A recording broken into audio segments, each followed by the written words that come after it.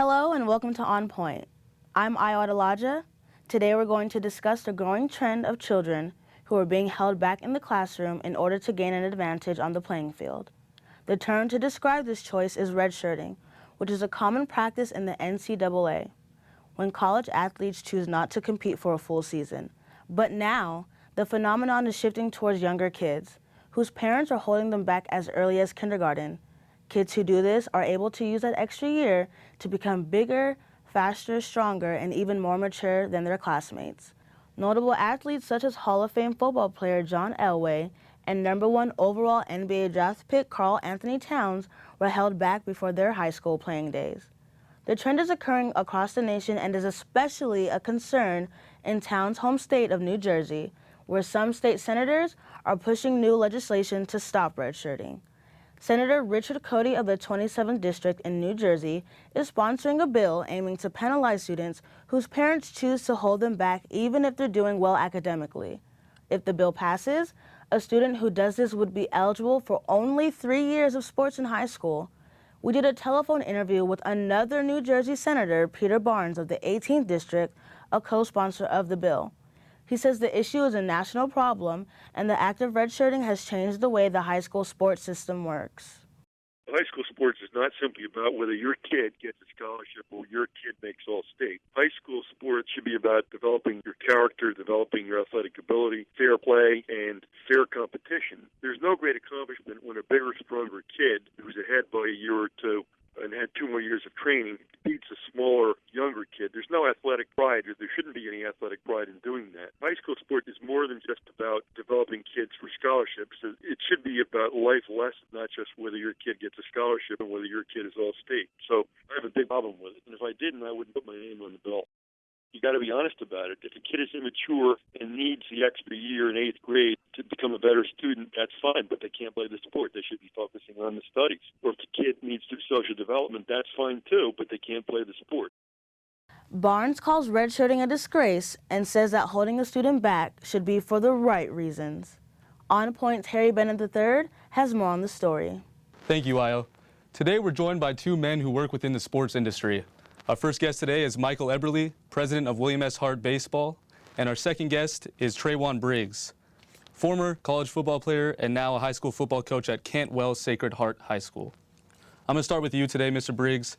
As we just heard in the phone interview with Senator Barnes, New Jersey is taking a harsh approach to end redshirting in their state. Now, do you believe that legislation can make a real difference in this parent-initiated process? To be honest, no, I don't. Simply because this process is something that parents honestly have the complete control over. If they feel that they should hold their kids back to benefit their kids, we should allow that to happen. It doesn't really change or affect any other kids around them. Of course, they're playing with kids that are younger than them, but it's only by a year. We're not talking about a 15-year-old kid playing with a group of 12-year-olds or a group of 13-year-olds. What does it actually do for the state of New Jersey? You know, it doesn't change anything. It doesn't give anyone, it doesn't give anyone an advantage. If they're doing well in school, that should be the main thing that we should be focused on, especially from an education aspect. But besides that, on the sports side, it's just giving them better opportunity. Mr. Eberle, anything to add to that?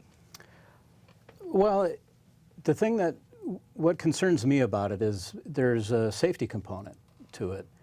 In that, you know, especially on the boys' side, it's probably not as significant for the girls, but with the boys coming into high school, pretty wide range of development at that point.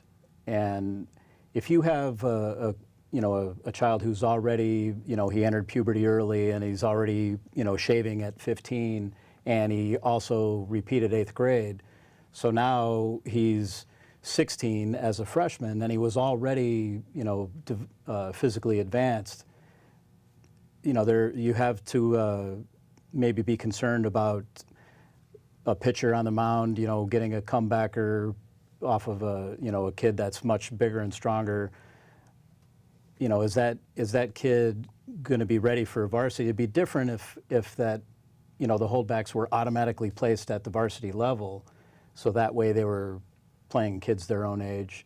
or closer to their own age. But if they're at the freshman level, which, around our area, most of the high schools have, ninth grade is included in high school, and a lot of them have freshman sports programs, there's a little bit of a safety concern there. But I agree that, who's the victim? Ultimately, it's really the message that the parents are sending their child. One, they're telling him he's not good enough to compete against the kids his own age. They're taking him away from his friends. Either now he's having to deal with that ridicule of if he's going to go on to the same schools that his friends, and now he's a grade behind them, or to avoid that, they're having to enroll him in a different school, so he's leaving his friends altogether. And you're telling him that sports is the most important thing in his life. We're going to actually get into that a little bit later. We have a soundbite from a professor at CSUN, but I'm going to stick with you, Mr. Eberle. If New Jersey does follow through with this bill, the state would penalize schools who field athletes that are held back for sports. Now, I know you kind of touched on this, Trajuan, but Mr. Eberle, do you think that this is fair? I mean, where do we draw the line within our sports community? I don't know that penalizing the school is exactly, well, I guess they would know the penalty going in, but you would be penalizing all the kids. That's not really fair. Do you have anything to add, Trajuan? I think that's a bit too harsh, because at the end of the day, if you do penalize a school, you're pretty much sending a message out to all these schools. Whoever takes this kid, wherever he enrolls and he plays sports there, you're looking to be punished. And that's going to shy a lot of schools away from kids, believe it or not. There might be some schools, if the kid is a great athlete, that will say, well, hey, we can take that, and it's worth having this kid for the next 3 years. But at the same time, you're going to have the majority of schools that are not going to want to take that chance, because what you're pretty much saying is, well, you know that he's held back. If he does attend your school and he does play sports, everyone suffers. And that's not fair for the kid. I mean, even if he's being held back in, they're sort of saying that's an athletic advantage. At the same time, it's still a mental disadvantage, because it's now like, well, no one wants me at their school because I have a caution, I have caution tape wrapped around me. It's pretty much, if you take me into your institution or at your school, then I do come with baggage. And nobody wants that, especially for a kid coming in as a freshman, to already have that title with his name or her name. So yeah, I don't agree with that at all. There is a lot of social aspects that we can talk about a little bit later as well. But Mr. Briggs, I want to talk about maybe a little bit more of a personal story for you. How often have you come across this trend, specifically as a coach in high school sports? As a coach in high school sports, I come across it quite a lot of times over the past 2 years. I will say that when I first hear about it and I see the size of the kid and how much they've developed compared to other children, it does knock me off a balance a little bit. It surprises me, and my main question to the parent is, well, why did you hold back your kid? Some say, well, academics weren't cutting it, and then you do come across the ones that say, well, you know what, I don't think that he was talented enough with his age group, so I decided to hold him back when he was a lot younger. Pop Warner, this goes back into Pop Warner, makes them a high commodity. But a lot of high school coaches look for that, believe it or not. They feel like it's an on-field advantage. We have a kid here that's gone through their puberty phase. They're a lot stronger, they're a lot faster, they're a lot bigger. And what that actually does, which goes back to the safety concerns, is now you have this kid that's a freshman, but now he's playing 4 years of varsity football. There's no longer you're on the freshman team or you're on the JV team. You're a 16 or 15-year-old freshman playing varsity football, and even throughout that, you're still playing with sophomores, juniors, and seniors that are your age and possibly are bigger than you. So the safety concern, doesn't really get me that much, because at the end of the day, you can have a 14-year-old child that's within his class, but he's just a very talented athlete, and you sign a signature and a waiver, and now he's playing varsity ball with senior kids that are 6'2", 320 pounds looking to knock his head off. So, I mean, I come across it a lot. I don't like to shy away from kids like that, but I do want to see how they are on the field and how they are in the classroom. And like I said, I think it's just a personal matter with that parent. Great point. Well, what I want to do next is cut to a short clip. Like I said previously, our kinesiology professor, his name is Doug McLaughlin. He's from CSUN, and he has a very fresh take on this. Let's take a look at the video. Well, we sort of have to look at it in the broad picture. And so there's, right, you just pick up any newspaper on any given day and there's a number of ethical issues related to sport. And a lot of those come down to, right, as a society, we feel that some people value sport too much, and that causes people to do things that are problematic. And yet here we have young children, and we're saying athletics is the most important thing, and so we're going to hold you back a year, we're going to separate you from your peer group so that you can excel at sport. And so, right, in all other contexts, we're very critical of valuing sport too much, and then in this setting, that's exactly what we're doing. You guys kind of talked and touched on something similar to McLaughlin, just saying how we value maybe sports a little bit too much when it comes to parents that are holding back their kids. Do you guys believe that this is a real problem in youth sports? I'll start with you, Mr. Eberle. And in youth sports, it's not a problem at all because universally they're age-based. Doesn't matter what grade any of the participants are in. So it's not really a factor until they get into high school. Just as an example, my youngest son is a junior at a high school in Santa Clarita, and he was on our Mustang team, which is 10-year-olds, when he was 10 that won the Pony World Series that year. Well, there's 3 kids from that team that were all held back. One of them as a 6th grader, and the other 2 in junior high. One of them was a 4.0 student in junior high. And so now, here he is a junior, 2 of those kids are sophomores, one of them's a freshman, because he had a late birthday anyway, so he was already a little, a grade behind even his, his peers in sports. So, should that bother me? No, I mean, maybe it does a little bit, because now 2 of those boys that I mentioned already have verbal commits, one to UCLA and one to, I believe, USD. So that's a pretty strong argument for doing that, because it obviously helped those boys. But at the same time, they probably would have gotten those anyway, because they're obviously exceptional players. And did being a grade behind make a difference to the scouts that signed them? Probably not. The scouts probably don't even care. I mean, you could speak to that more than I could, but I don't see it's one of those things. It's probably a victimless situation, but it's just one of those things that as a parent with a kid participating with those kids, you kind of have to decide, well, I'm looking at the bigger picture. I'm not looking at my son to get drafted and he's not going to be playing for the Yankees anytime soon.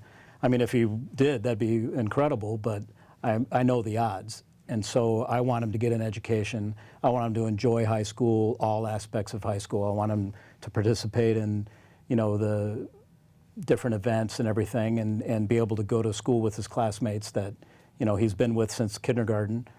I'm not going to change that just for baseball. And it seems like there's a lot of gray space with this. It depends on, what the parents say, and what the kid feels doesn't really have much of a say in it as well. Do you think it is a real problem within youth sports, Mr. Briggs? Not at all. And the only reason why I say that is because people put too much emphasis on sports, period.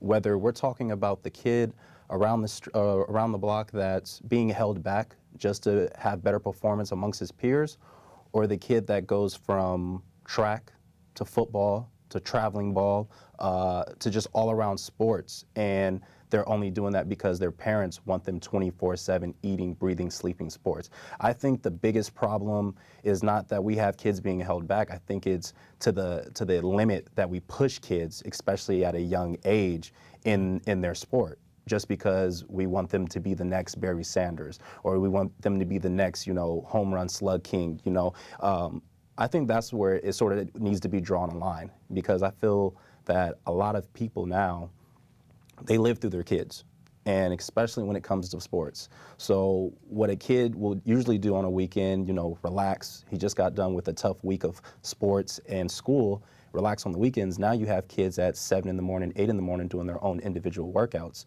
at 10 years old to prepare themselves for when they become possibly become college athletes. I mean, not every kid that works on his craft 24/7 goes to the next level, as we know. So I think holding a kid back just to give him a better opportunity is not a huge thing in youth sports in any type of way, because at some point, they're going to be held back. They're not going to play with kids at their same age. They might have guys that they played with all through 5 years, and now they're off somewhere else graduating early or quitting. So I don't think, you know, from the mental aspect or from the physical aspect, that that's much of a big deal in youth sports. So, Mr. Eberle, can you just explain the process within your organization? You touched on the age group requirement before, but just how it works at Hart Baseball with age and grade levels within your organization. Well, our registration process is all online, as everything is nowadays. So the parent doesn't even get to choose the division. That once they enter the birth date information, it slots them automatically into the proper division.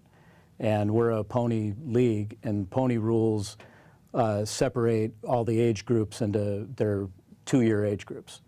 So each division, the kid's only going to play in it for 2 years, and we don't allow, well, pony doesn't allow kids to play down, and our league, we try to discourage kids from playing up, just because it becomes, you know, we're really large. I mean, we have, I think, 165 baseball teams this spring, spread out over the age group. So to manage, you know, if you have one kid that, you know, one family that thinks their kid should be playing with the 10-year-olds when he's 8, you know, then you're going to have a dozen other parents that are going to want the same thing, or 2 dozen, and it just gets to be crazy. So we're limited in that way to where it still doesn't prevent those kids that are just, you know, I mean, we have 120-pound 8-year-olds sometimes, you know, and the other families, you know, when their child is 60 pounds, they're like, are you kidding me?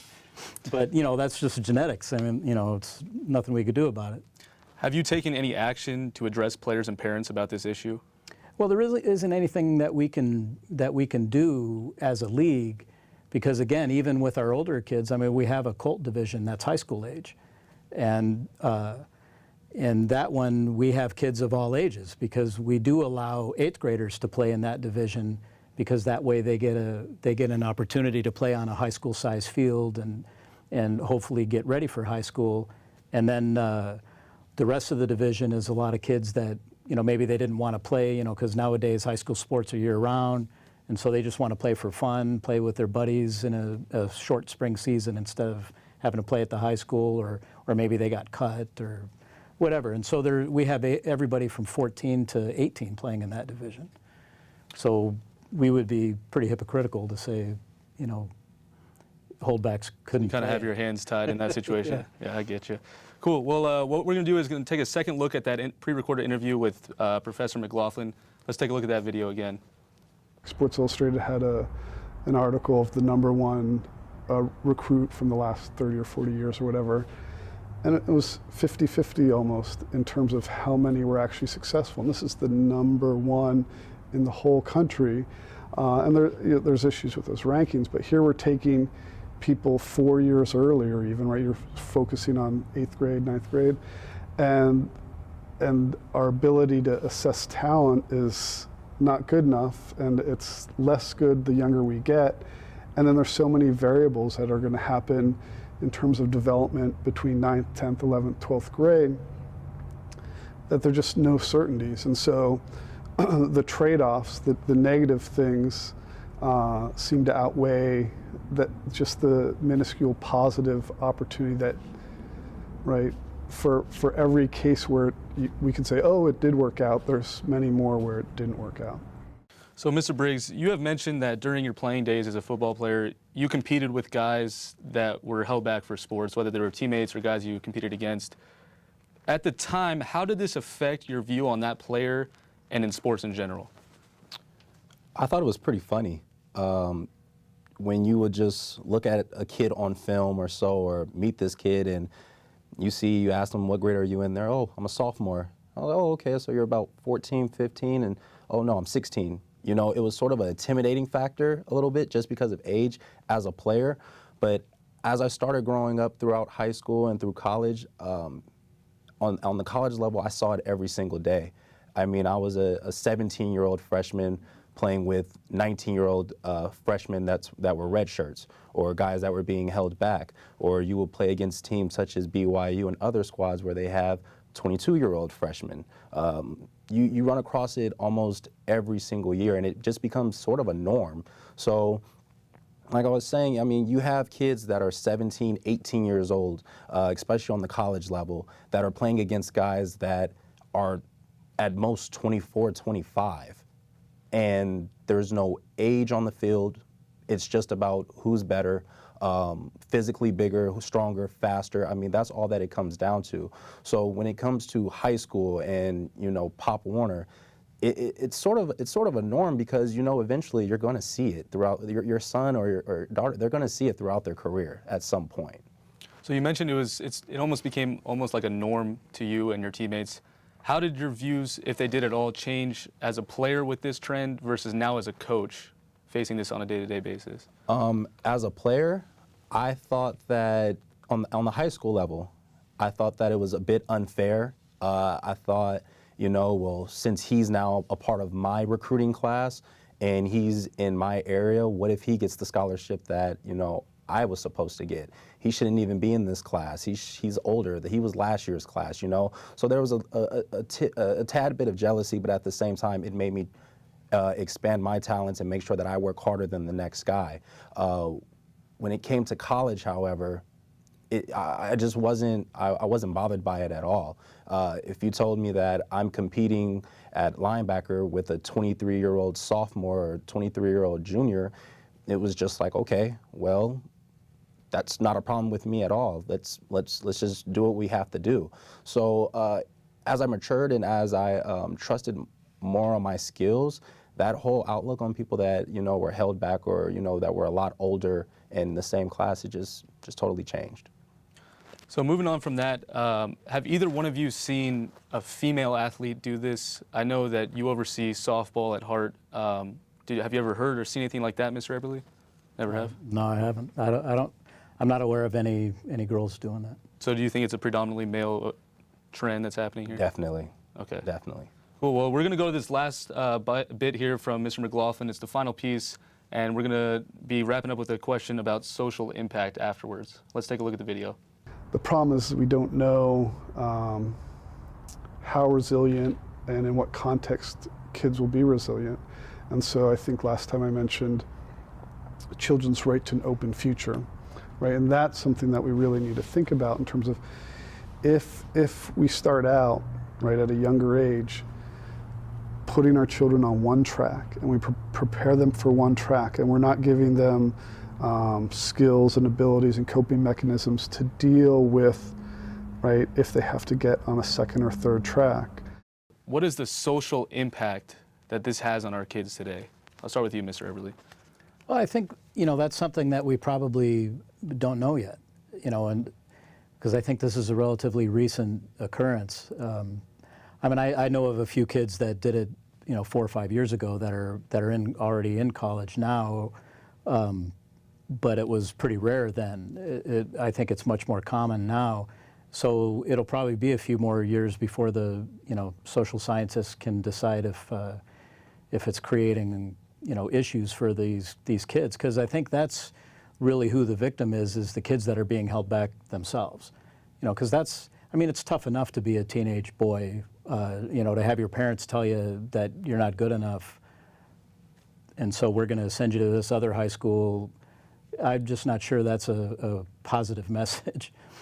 You know, and then at the same time, especially if the kid's a good student, now it's like, but, you know, I'm better than my peers in school, and now I'm going to do 8th grade again, or whatever the case may be. I think it's something where if you're going to make that decision as a parent, you should probably make it pretty early. You know, if your child has, so some of the arguments that, or the responses that I got when I kind of sent out an email to some of my peers in baseball, asking them what they thought of this phenomenon, and some of the responses I got was, sometimes it's because they have one of those birthdays where they're they're always turning the age that their peers are, you know, the summer after everybody else did, that sort of thing. And they recognized that as parents early, and so they held back a year before they allowed their kid to start kindergarten. Or maybe they had them repeat kindergarten, so they did first grade again.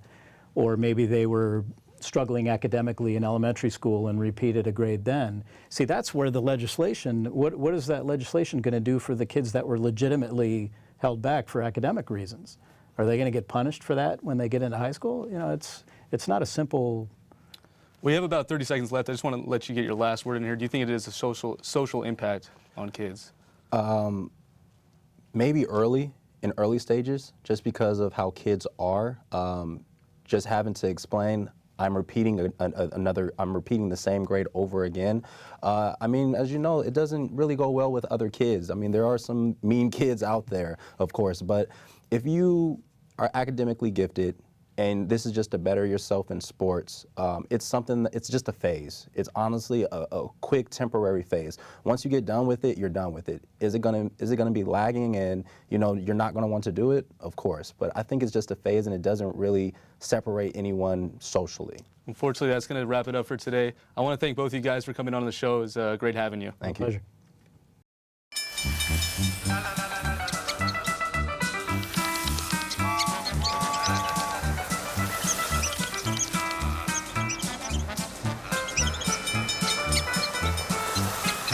Kids will spend 15 minutes watching online videos like this one.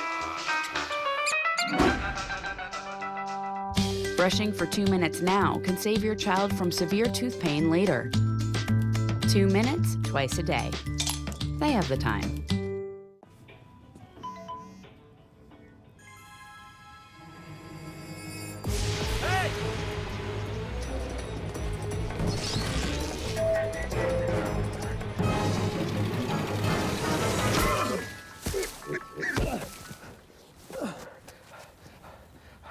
So, same time next week? Well, of course. Put away a few bucks, feel like $1 million. For free tips to help you save, go to Feed the Pig. Come on, let's go. Just a minute, I gotta finish this. Wait, you're gonna post those pictures of Mary? Yep. She thinks she's so hot. But her mom and dad will see them. Her grandmother, her little sister, everyone she knows. It's gonna kill her. Who cares? Just a couple of pictures. It's no big deal. No big deal? Don't. This has gotta stop.